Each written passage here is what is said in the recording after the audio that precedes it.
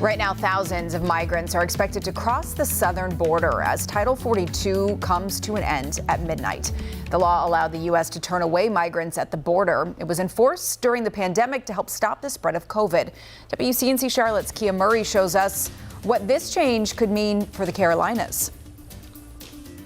Title 42, the infamous border policy making headlines, expires tonight. While most think the law started at the beginning of the pandemic, the piece of legislation dates well before 2020. Back in the middle of World War II, exactly in 1944, and it was a law passed basically to allow federal health authorities to bar migrants from entering the U.S. And that's exactly what the CDC did 3 years ago to prevent COVID. Thiermo Tham, the Dean of Liberal Arts and a political science professor at Johnson C. Smith, says the reason Title 42 is political is because of how it works.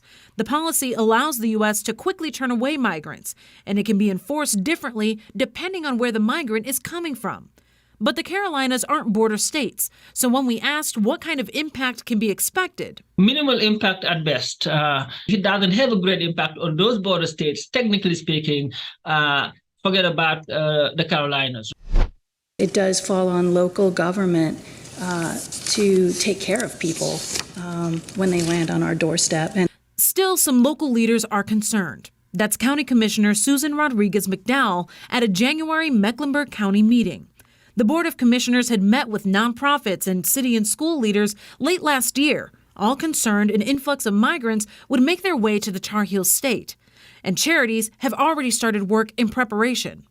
As for solutions, though, the federal government offers this to certain states along the southern border.